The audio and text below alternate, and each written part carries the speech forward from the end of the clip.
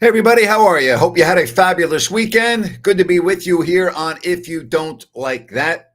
Let me get this straight for a minute. De'Aaron Fox, $57 million annually is his average salary after a 4-year max extension. 4 years, $229 million. What am I missing here? The guy's been an all-star once in his career, and that was because he was added onto the team. He didn't even make the all-star team. He was added onto it. Are you kidding me or what? I mean, I don't understand that. You're going to pay De'Aaron Fox an average salary of $57 million a year? He's not, I don't understand it. And listen, I think De'Aaron Fox is a good player. I don't think he's a great player. He has too many deficiencies in his game. Wow. The Spurs are going all in there, aren't they? $57 million a year is the average. Man. Unfreaking believable. Amazing. What do you think about that? What do you think? Am I missing something here? And by the way, good for De'Aaron. I'm not like mad at De'Aaron. I don't care. Good for him. Get his money. But boy, oh boy. The Spurs.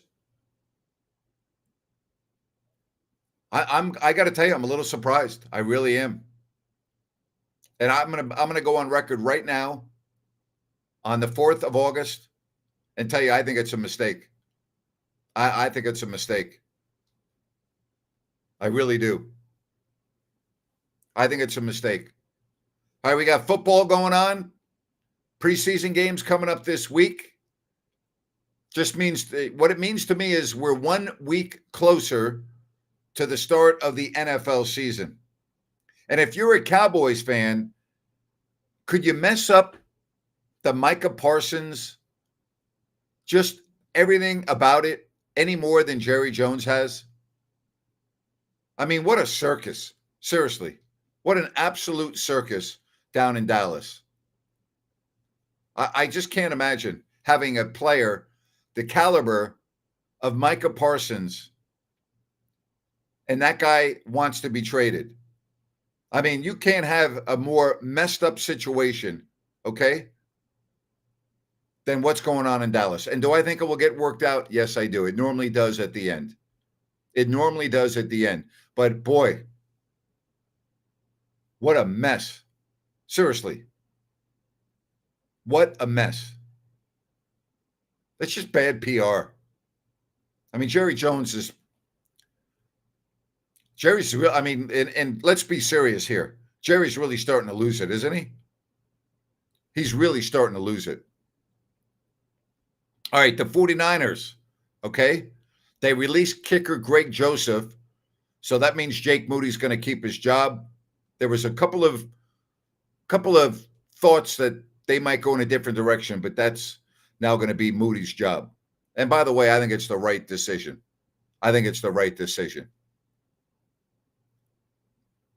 More injuries around the NFL. More injuries.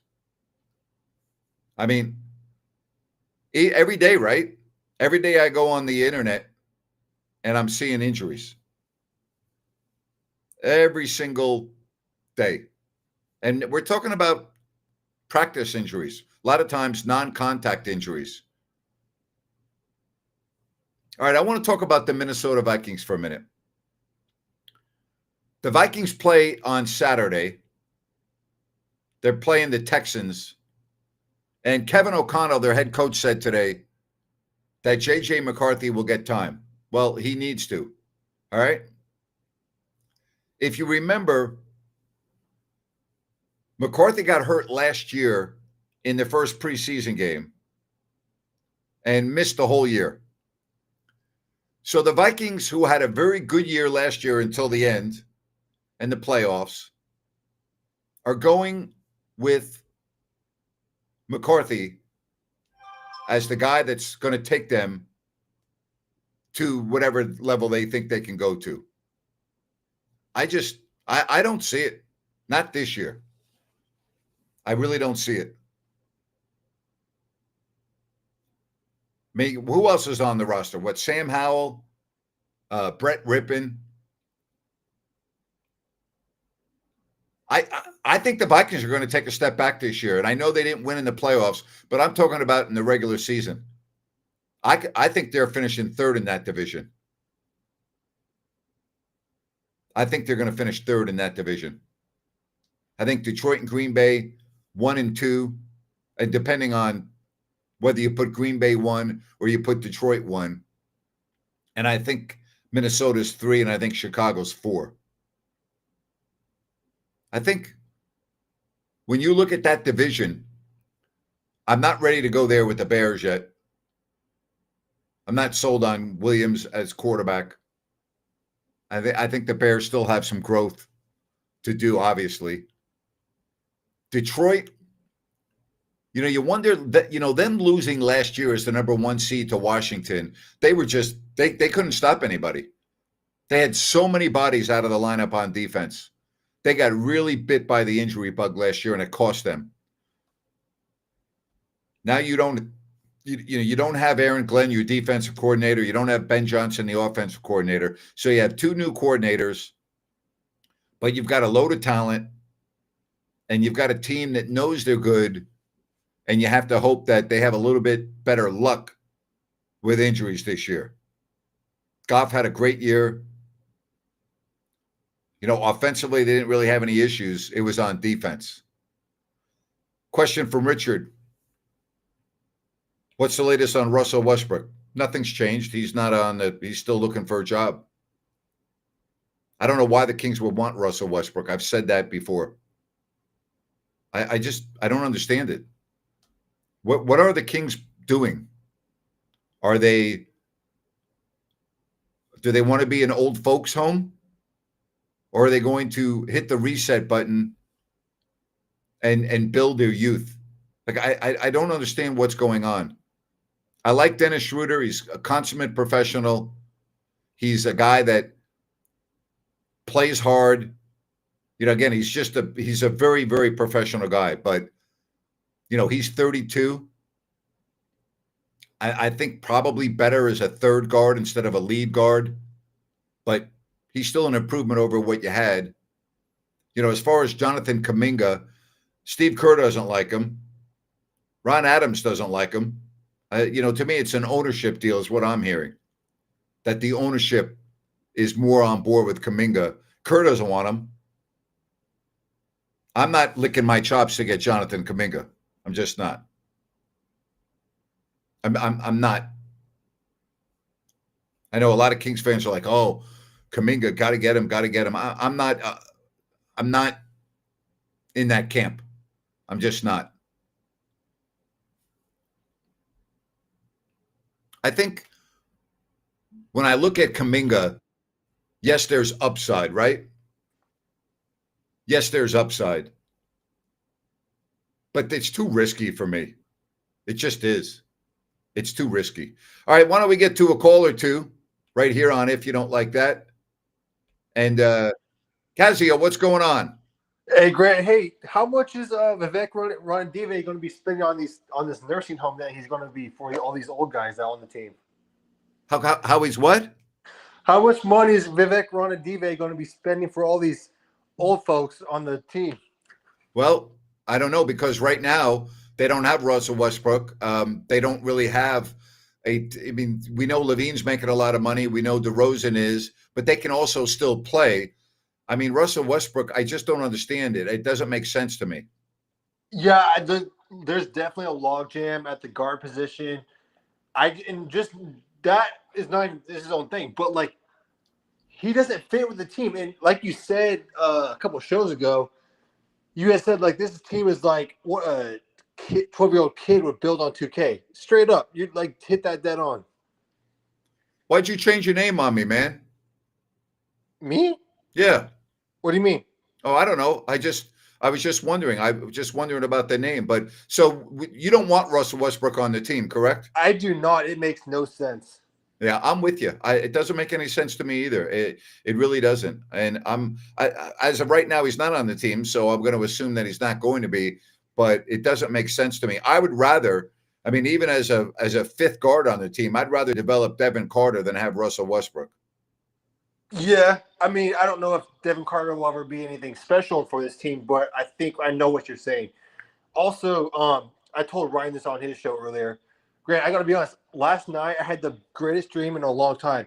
You and Ryan were like doing live streams for this for the upcoming season, and you guys were like had great analysis. You were like the back to doing play by play while Ryan was doing the color. I was like, wow, like is this real? And then when I woke up, I was like, gosh, this is just a dream. But gosh, if you and Ryan ever did something like that, your thing was skyrocketing. I know you got some big news come on Wednesday. Yeah. I think I do know what it is. I'm pretty positive, but I won't spoil it for you. Okay. Well, thank you very much. You have a good day. Okay. We'll do. Thanks, bud. Appreciate it. All right. If you want to get in on the program, you can call as well. Being from New York, where I upset Six in the City was canceled. Yeah, I was just devastated. I haven't been able to sleep. John says, just because Jonathan Kuminga lit up the Kings every time he played doesn't mean he's a great player. Well, if he's a great player, why would the Warriors want to move him? A coin toss to me, Carter versus Westbrook. I'd rather develop my young guy. That's what I would rather do. I think it's pretty obvious, or at least it's pretty obvious to me, I'll put it to you that way, that Scott Perry is not a Devin Carter guy right now. So I could see him being moved. I just think, you look at Schroeder and Levine, that's your starting backcourt, right? Then you have Malik Monk and Keon Ellis. So where's Devin Carter going to play? I mean, a fifth guard does not get on the floor very often. So what does that mean? Right? I mean, again, is there anybody out there that does not think Schroeder and Levine's your starting backcourt? I mean, they're going to start. That's your starting backcourt. And so therefore, you bring in off the bench Monk and Ellis. And I don't know how you're going to divvy up the minutes between those four. But I know Malik Monk needs to be on the floor. And Keon Ellis, we saw what he did last year. How's Devin Carter ever going to get on the floor? I mean, he's in a numbers game right now. He is in a numbers game. And again, that doesn't mean he can't play and won't be good, but I don't know how you're going to develop him. Like in games is what I mean. In games. All right. Football.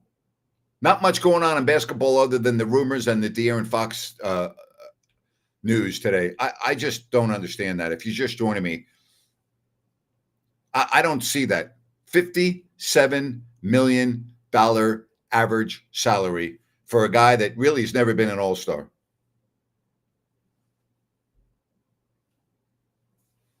What's going on in the NBA? I mean, good for the players, but I'm sorry. I don't think you can continue to have these type of annual salaries and have a good product. I just don't.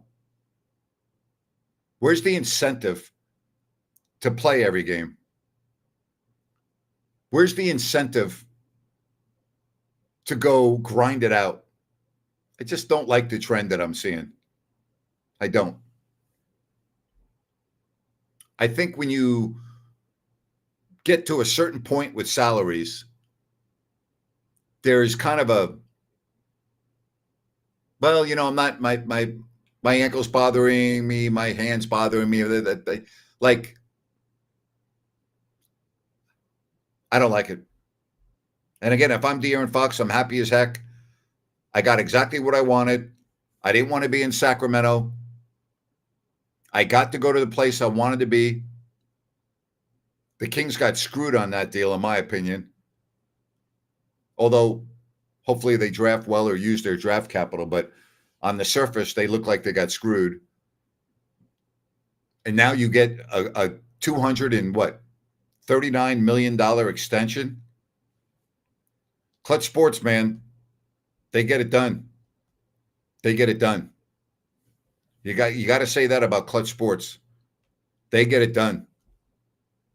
I didn't think De'Aaron Fox would get a max extension for $229 million. I really didn't. So I have to give him credit there. You know, I mean, that's what you're in this business to make money first and foremost. And De'Aaron Fox got the bag, a big bag with a lot of cash. And when you look at that team and what they're building there, now you better hope, if you're a Spurs fan, that Fox is the guy that we saw in the playoffs 3 years ago against the Golden State Warriors. That's what you're hoping. That the guy that you saw in the playoffs 3 seasons ago, before he broke his pinky, is the guy you're going to see in San Antonio, because that guy was a $50 million a year player. Since then, I haven't seen it. And I'm not crazy about point guards that can't shoot. And I've seen enough poor 3-point shooting from Fox, and the game's a 3-point game now, that I'm skeptical. And I'm also wondering, you know, if De'Aaron Fox loses a half a step as he continues to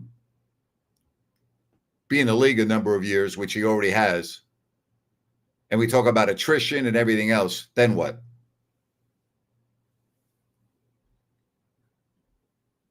Just like you didn't think Fox would get this deal, I don't think Kuminga signs for $79 million for a qualifying offer. I would agree with you. I don't think so either. I don't see it.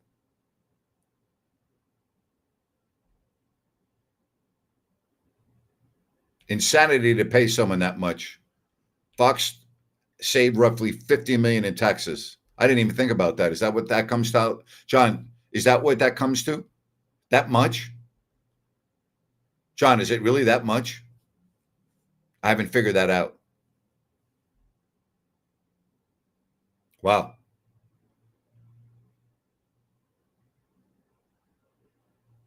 And as Dennis said, the way it's looking, he's not even guaranteed that money after this season if he did sign a qualifying offer. Correct. Very true. Do I think that the situation for Fox could turn into another John Wall situation, worst case? I think that's very extreme. I think the John Wall situation is a lot different. So I would say that's an extreme analogy. I don't see that. That I don't see. Interesting, though, when I think back at John Wall, I mean, it's a very interesting question. And again, I didn't even think about the tax situation, but that would be significant, huh? Do you know that when I was working doing the Kings games, and I'm sure many of you know this, but at the end of the year, I would get like 20 W-2s because I got taxed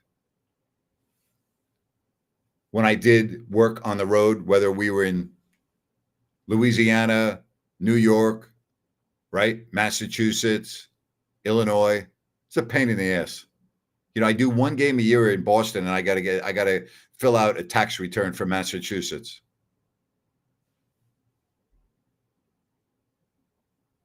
Income tax in California is so freaking steep compared to Texas, there is none. Yeah. I didn't even think about that, John. What's the state tax rate in California now, John? I'm sorry, I don't even know. What is it? That is significant. You're right. I didn't even think about that. You're right. Grant, I love your rant this morning. Cousins needs a drug test. So do some of the fans that agreed with him. I don't understand it. I at first I thought I was AI. I'm like, oh, this can't be real. Seriously. I thought it was fiction. I'm like, well, this can't be.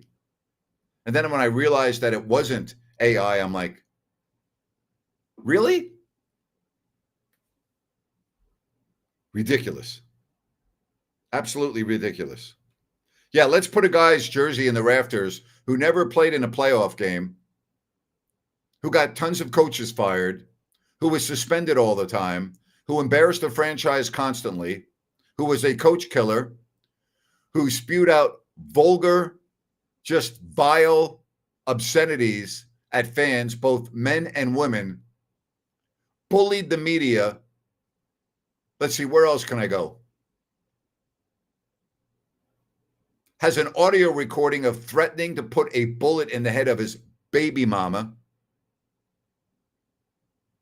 Let me think, where else? Is that enough? Or should I go on? It's ridiculous. Seriously, absolutely ridiculous. And yet there are some, although they're in the minority, fans that thought, oh, yeah, incredible. Wow. Unfreaking believable. Gold medal. Whoop-de-doo. He's got a gold medal playing for the United States. Woo! Tell you who's gold medal. That is New Works Plumbing. They're a gold medal business. They're awesome. Plumbing needs, plumbing repairs. Check out New Works Plumbing. They've got a fix for you. You got the information on your screen or newworksplumbing.com, NEWWRXplumbing.com, New Works Plumbing. They've got a fix for you. Remember, folks, they're available around the clock 24/7. So if you need a plumbing repair, yeah, make sure you call New Works Plumbing. They've got a fix for you.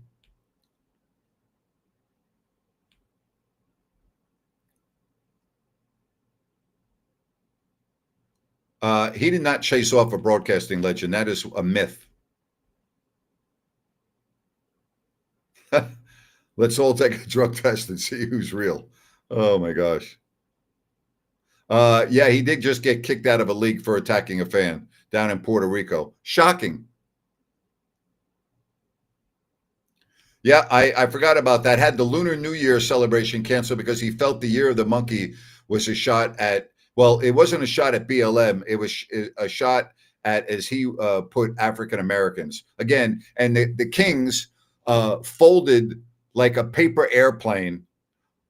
And after all of the shirts had been placed on the chairs, 17,000, they all rushed to take him off. Even after he was brought into an office and explained what the Lunar New Year celebration was, he was having none of it and thought that it was racist and discriminatory. And instead of the Kings having some balls and saying, well, it's unfortunate that you feel that way, but we're not going to stop the promotion of the Lunar New Year, they caved in and looked like fools. Fools taking all of the shirts off of the chairs. It's embarrassing. Embarrassing. Absolutely embarrassing. Yes, Black History Month. That's correct. Because it was, I want to say, at the very beginning of Black History Month, which again is just, it's embarrassing. Embarrassing. I will let you know very shortly. That was embarrassing. Speaking of jersey retirements, I think Mike Bibby's jersey should be retired. And if so, do you know if anything has held it up for so long? Well, I'll tell you this, if you're going to put Cousins' jersey up, Bibby's jersey should have been up 10 years ago. But no, I don't. I think the retirement of jerseys is got to be very, very special. And I love Mike Bibby. I'm a big Mike Bibby fan. But I mean, if you retire his jersey, like, do you retire Bobby Jackson's jersey? Do you retire Doug's jersey? Do you retire? I mean, here's the deal. If the Kings had won a championship that year, If they had won a championship, I would have had no problem with it. But they didn't even make the finals. So, I mean, for that reason, I'm going to say no. You just can't retire a very good player's jersey. You just can't. It's got to be more than that. And I'm a big Mike Bibby fan, and I like Mike, but no. Go back and watch the beginning of the show if you missed my thoughts on the Fox signing. Jason Thompson has a greater chance of having his number hung in the rafters than DeMarcus. I don't disagree with that. That's funny. I love Jason. Man. Fans, I'll tell you, there's some fans, fortunately in the minority, that are so delusional. So delusional. I don't know what else to say. So freaking delusional. Like, what's going on? I lived it. Every day I lived it. I saw it. Again, I said this on my rant today. I moved to Sacramento in 1987. I was around the team that year, but then I started doing the Kings games in 1988. And from the years that I was there, DeMarcus Cousins was the most destructive player in Sacramento Kings history, period. And Jerry Reynolds has said the same thing. So, like, if you think that I'm bitter at DeMarcus, it has nothing to do with that. Jerry's not bitter at anybody, and he thinks the same thing. I mean, Jerry thinks that it's a joke that people are even talking about this. Wow. Would I say that the Kings would take a little blame for Cousins' antics and the way they welcomed him out of Kentucky? The only thing the Kings did that was a big mistake was putting his huge banner on the outside of the arena and De'Aaron Fox on it as well. That's the biggest mistake they made. But no, the Kings aren't to blame for that. Some people still think you're the one who traded DeMarcus. If that were true, I would have traded him years before. I would have traded him years before if that were true.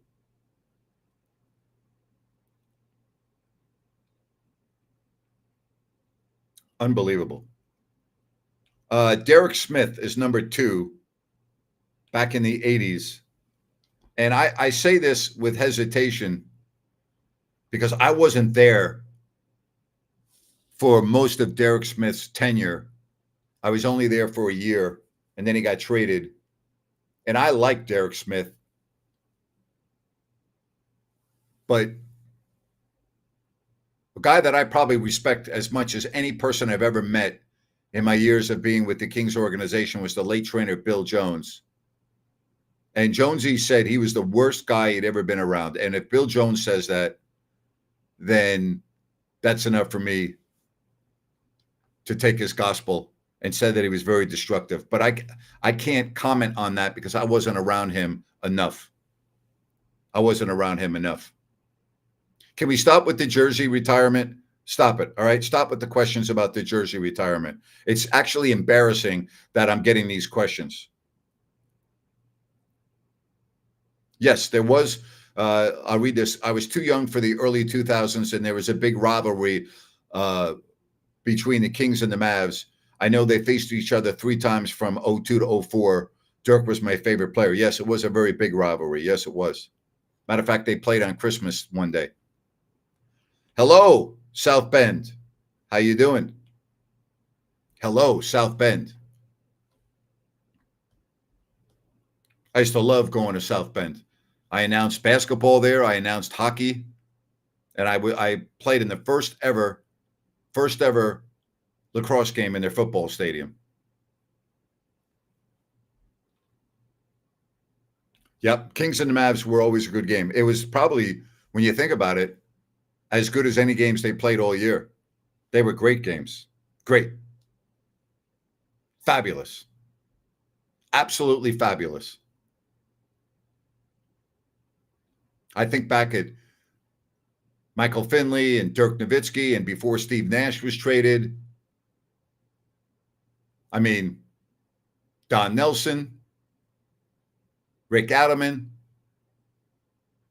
Those were games, man. That was fun. That was fun. I think back to that era. Yeah, you know what? You're right. It was top down from Cuban and the Blues. Very, very true. I think those were one of my favorite games I've ever announced was a playoff game in Dallas that I did on radio. To this day, it's probably my favorite or second favorite game I've ever announced. During the 2000s power forward era, who gave the Kings more problems? Well, you got to put Karl Malone in there too. Dirk, KG, or Duncan? That's a great question. I can't really put one above the others. I mean, you got to put Karl Malone in there too. You got to put Karl Malone in there. Dirk, KG, Duncan, Karl Malone. That's a very good question. Next time I'll be in Sacramento. I'll be there in 3 weeks. I'm coming in for a couple weeks. So I will be there. Looking forward to seeing my sons and my friends. So I'm very much looking forward to that. That's a good question about the power forwards. I'm thinking, it's really hard to separate those four. It really is. They were all different too. I mean, Duncan, but Karl Malone, wow. No, that was some era of NBA basketball. I'll tell you that. That was some era of basketball. Hey, don't forget about Sunrise Landing in Calusa. I'm going to put the website out. All right, so you can check it out at your leisure. So if you're thinking of relocating, I want you to think about Sunrise Landing and these beautiful models adjacent to the Calusa Golf and Country Club, where you don't have any Mellorews. So you're not paying that. No homeowners. Great location and easy to get to because it's accessible by I-5, Highway 45, Highway 20.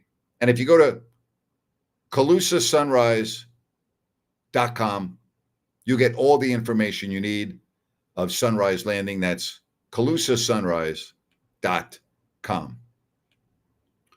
I'm thinking back to that era, and you faced Malone, KG, Dirk. I mean, for instance, like Karl Malone and Dirk Nowitzki were completely different, right? Tim Duncan, different. KG. And it was a lot of fun to announce those games because you knew you were watching supreme talent.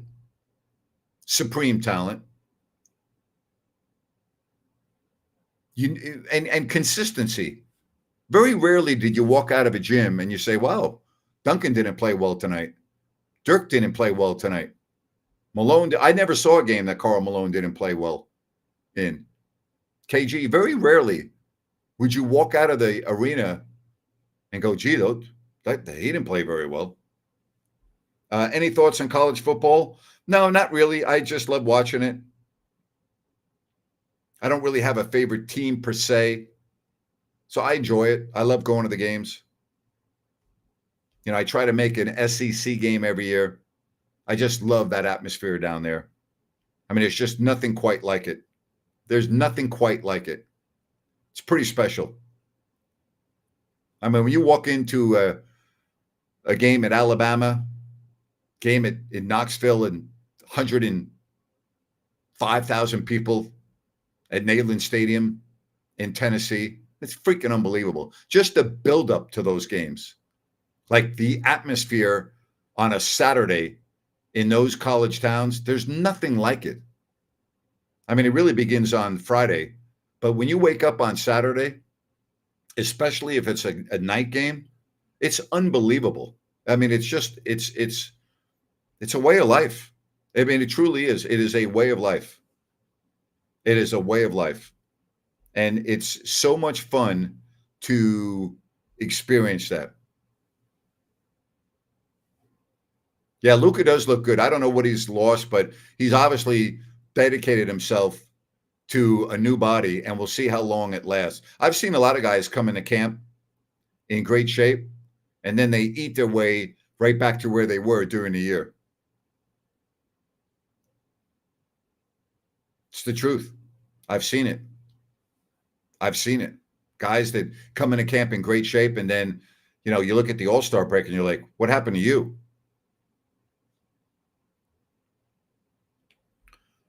For today's game, if I were a coach or GM, out of Dirk, KG, Duncan, and Malone, who would go first? Dirk's game seems to be catered to the current era with threes. Duncan would probably learn how to shoot that ball, but I'm with you. In today's game, probably Dirk. It's a good question.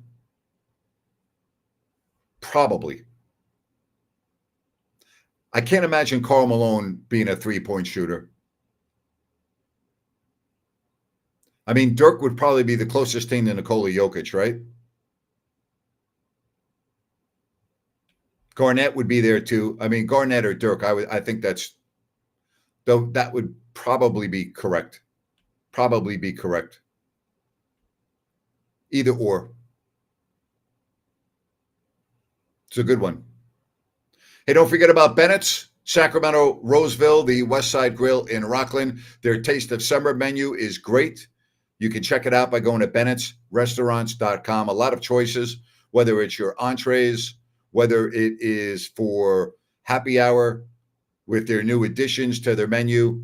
Go to bennettsrestaurants.com and check out their Taste of Summer menu. Don't forget about their weekend brunch. It's all there for you at Bennett's, bennettsrestaurants.com. Prime seafood and steaks. Make sure you say hello to Brian and the staff when you walk in.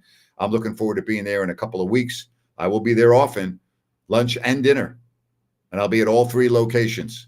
Bennett's, awesome. Prime seafood and steaks. Go to bennettsrestaurants.com. Thinking, I mean, you wouldn't go wrong with any of them,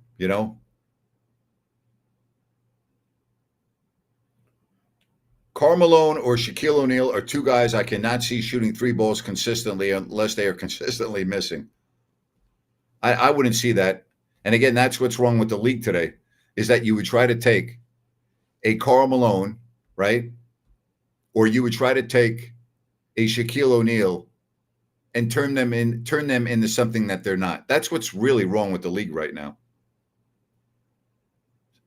Like, why would you take a Shaquille O'Neal if he were coming out of LSU right now and change up his dominance to fit in today's NBA game? Like, I don't understand that. Doesn't make sense to me. Doesn't make sense. Sean Kemp was before that era, so I can't add Sean Kemp to that. Sean Kemp wasn't in that era. Sean Kemp was in the 90s, so I can't add Sean Kemp to that. Sean Kemp was the era before those guys. When I think of, the Kings and the Sonics in the 96 playoffs, that's when I think of Sean Kemp. I don't think of Sean Kemp in the era that we're talking about. Watching Malone and Stockton was like watching a clinic. As good as any duo that I've ever seen. As good as any duo that I've ever seen. Incredible. Speaking of college basketball, did I ever get to see Len Bias play? I did not. My dad raves about him being just like Mike and watching highlights. His style was like Jordan. I mean, I watched him play on TV. I never watched him play in person. He was very special. There's no doubt about that.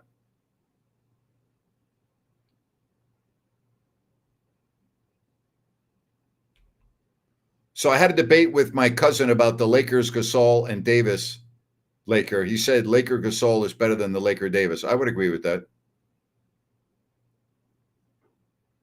C. Webb belongs in that group. He's fifth in that group, in my opinion. He's not better than Dirk, not better than Karl Malone, not better than Duncan, not better than Garnett. He's fifth on that group. But yeah, I would agree with him that Pau Gasol with the Lakers was better than Anthony Davis Lakers. I would agree with that. Subjective, but in my opinion, I would agree with your cousin. But again, that's subjective. That's my opinion and your cousin's opinion, but I would agree with him. Definitely would agree with him.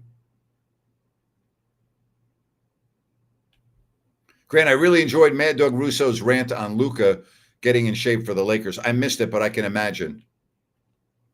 I can only imagine my childhood buddy going off on that. Man. Yes, indeed. Wow, I'm shocked. What are you shocked about?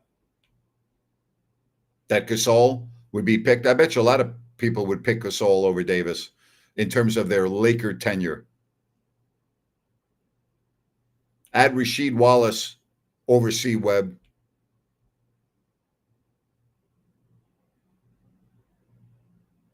Maybe. Maybe. What's up, Dorian? One day closer to Kings basketball. Love you, brother. Back at you, my friend. You know, you shouldn't be shocked. Pau Gasol was the real deal with the Lakers. He was great for them. He was great. He really was. I mean, special. Special. I missed the first 40 minutes. What did I miss? Well, go back and watch it. What do you want me to repeat my whole show for 40 minutes? Want me to like start over because, James, you missed the first 40 minutes? Go back and watch it. Do I think Aikman was a Hall of Fame level quarterback? Absolutely, he was a Hall of Fame quarterback, much more so than Steve Young. No comparison.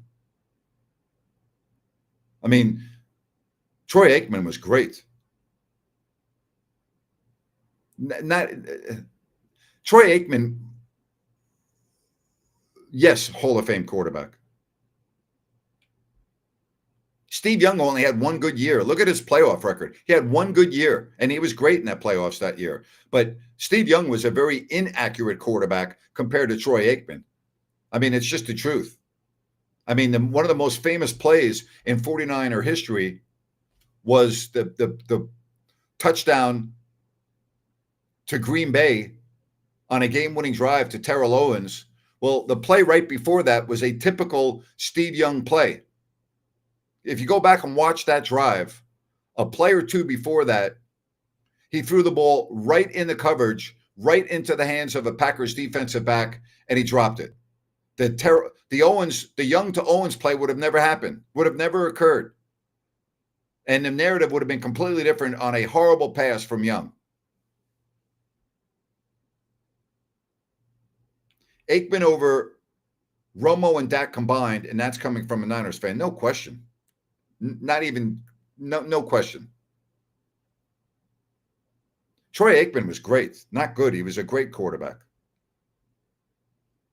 Rodgers or Aikman? Well, I got to take Aikman because of his playoff success. I mean, I'm sorry. I got to take a guy that had the playoff success more than once, which Aaron Rodgers' playoff record is terrible. Also, different era. You got to remember, different era. You know, back when Troy played, it was more of a balanced offensive attack. Now it's more of a passing attack. Different era. Different. Listen, you know how hard it is for me to compliment a Dallas Cowboy player? Like, do you know how difficult that is for me? Like, do you know how excruciating that is for me to give somebody that played on the Dallas Cowboys props? But Troy Aikman, absolutely a Hall of Fame player. Absolutely. You know, stop with the better line, better receivers, better this, better that. You know, it's a football team. You can always say, well, this guy had a better this. He had it better that you got to go out and perform. You got to get the job done. Well, you are a moron, okay? James, I want you to listen to me, and I want you to read my lips. You are a moron, okay? If you took Tony Romo over Troy Aikman, you just told me and everybody else watching on this stream that you don't know anything about football. That's what you just did, James. You just told everyone, hey, I don't know anything about football. There's nobody alive except for you that would take Tony Romo over Troy Aikman. Nobody. Not a member of the Dallas Cowboys, present or past, would say, yeah, I want Tony Romo over Troy Aikman. Stop it, would you please? God. John, Mr. Cowboy fan. Really, John? We have a viewer that would take Tony Romo over Troy Aikman? John, are we really having this conversation? Grant's rant. Yes. Wow. I mean, I don't even know what else to say. Wow. Unbelievable. Jesus. Wow. James, sit this one out for the rest of the day, buddy, and come back strong tomorrow. Grant, that's my opinion. I saw Aikman after the 95 season when the team was no longer that good. He struggled big time. Go, James, spend a little time and go back and watch the games if you can and do some history. Would you please?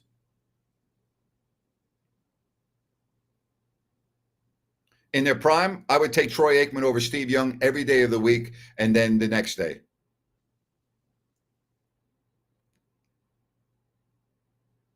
John says, James, come on.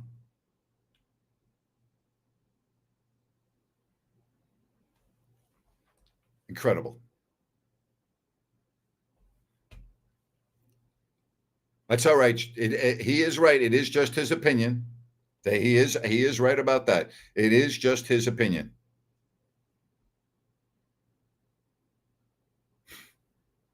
I'd rather sleep on Highway 50 than take Romo for any reason. Oh, boy. That's right, John. I get it all. I get it all. I don't even think Tony Romo should be in the same sentence as Troy Aikman. Seriously. Shouldn't even be in the same sentence. Man.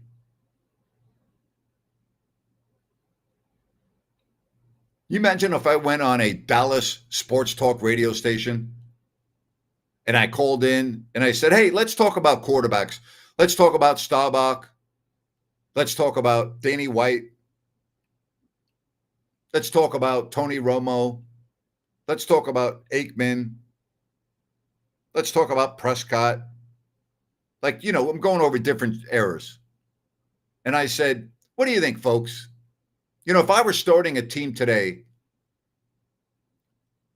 I would take Tony Romo to be my quarterback over Troy Aikman. What do you think that would be like on a Dallas sports talk station if I called up and said that?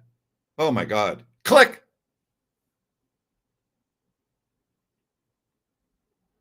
Paul Westphal passed away 4 years ago.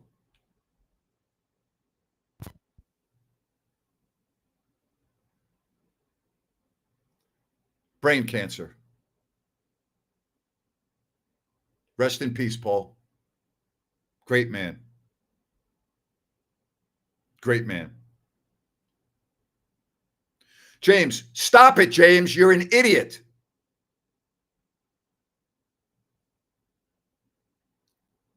You're an idiot. Just my opinion. Aikman to me was never that good. Yeah, he did play good in the playoffs, but during the regular season, he was at best a solid quarterback. How did they succeed so much in the regular season then? Stop it, James. You're embarrassing yourself. Wow. Romo and Aikman only have two things in common. They're ex-Cowboys and now sports announcers. Very true. Very true. Very true. I love Paul Westphal, and I keep his book right here on my desk. A Tale of Two Seasons. I keep it right in front of me. That was a special man. Great man. If you didn't like Paul Westphal, you had a problem. DeMarcus Cousins. Romo versus Danny White, maybe. Yeah. Yeah. Good one, Patrick. 3 Super Bowls in 4 years. Yeah, but John, how did they get to the Super Bowl? He wasn't that good during the regular season, according to James. Excuse me. James didn't say he wasn't very good. He said he was solid. Well, I don't really know what's wrong with being solid.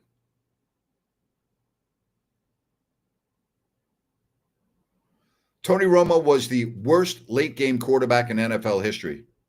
Hard to go along with that. I don't know if I would say in history. I don't know if I would go that far. I don't know if I'd say that.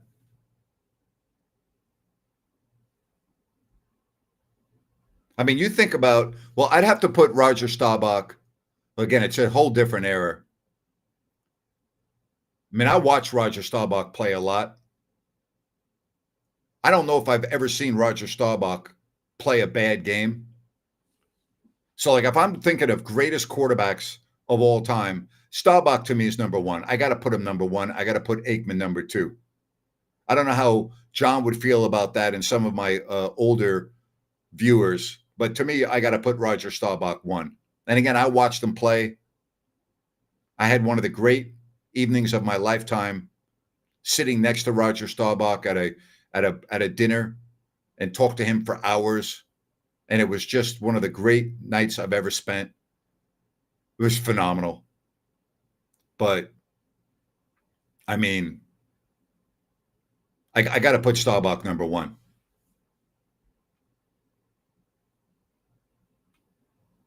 I got to put Staubach number one. Got to put him number one. I think, you know, the Staubach teams had tremendous talent. The Aikman teams had tremendous talent. They both had stars, you know, whether it was Bob Hayes, whether it was Calvin Hill, good offensive lines. I mean, but a completely different era of football, both rules and the way the game was played.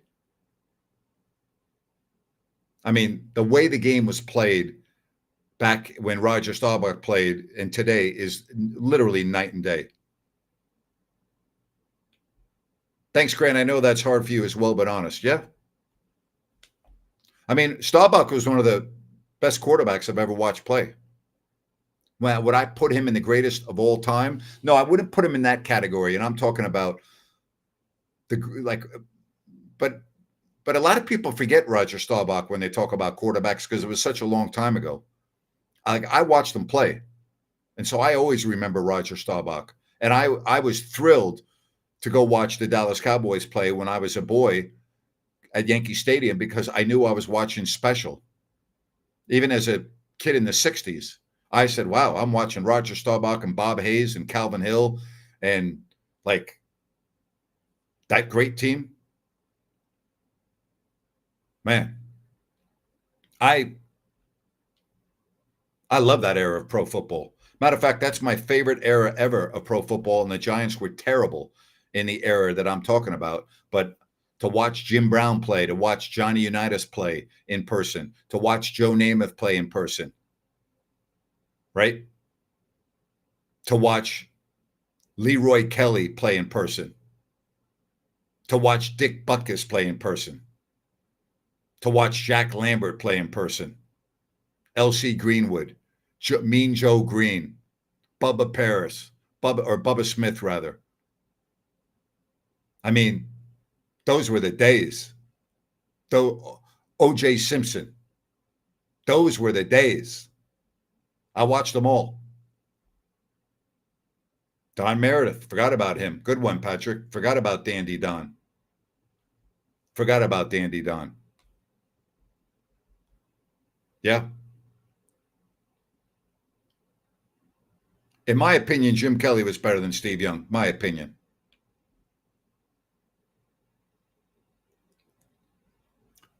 Again, different era. Different era. Not I shouldn't say that. Same era. My bad. Ed Too Tall Jones. Yep. Yep. I love talking about quarterbacks because there's like you have to group them in the eras because the game was so different.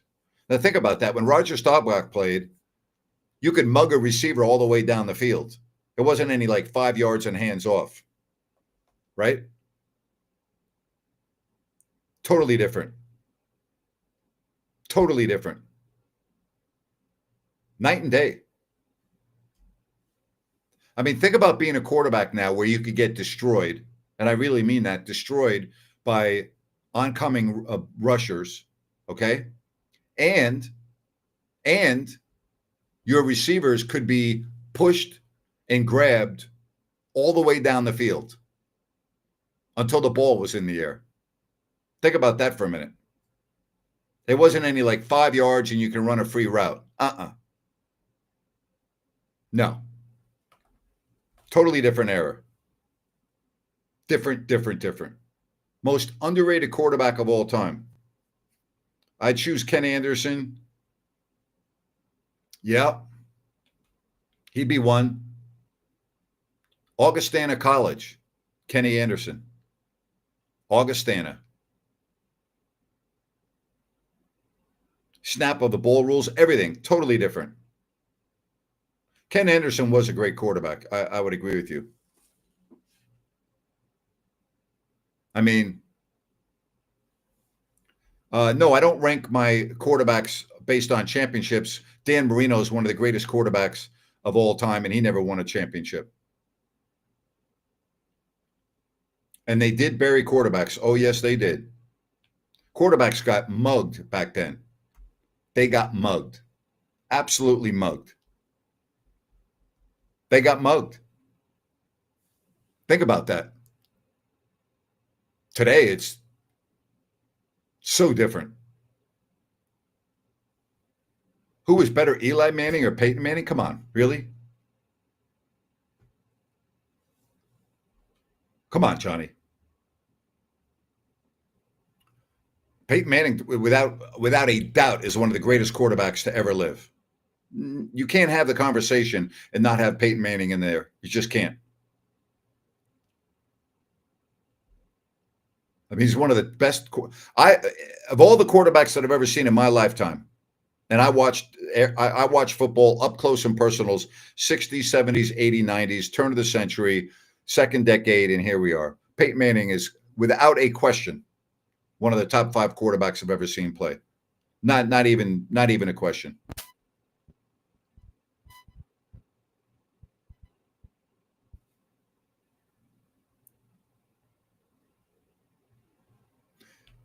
Good point. Aikman did have a lot of concussions, and that was a rule change. Yeah. So the same with Steve Young. I mean, it's very unfortunate. Same with Steve Young. Yeah. Did I ever do anything with the Mountain Lions? Yeah, I announced some of their games. Yep. Says my freshman year of college, we shared practice time with them at Hornet Stadium. We got to hang out with Dennis Green and Dante Culpepper. Yeah. How about that, huh? All right. Let's do it tomorrow all over again. You like 5 o'clock, or I know what you like, Patrick. What did the majority of you like? You like 5 o'clock, or you like 7 o'clock, or 8 o'clock? What do you think? I mean, I like mixing it up, give people a different opportunities to watch the show. If one time doesn't work for the other. I mean, you can always go back and watch it at your leisure. You can listen to it on your favorite podcast platform when I put it into an audio format. Tony likes 8 p.m. 5 is too early. What about 7 o'clock? How's 7 o'clock? Want to do 7 o'clock tomorrow? I say 8. Oh, okay. I know Patrick, what he likes. Between 3 and 7 every day, just like the old days. Yeah. Mix is good. All right, let's do 7 o'clock tomorrow then. We'll try 7 o'clock. All right?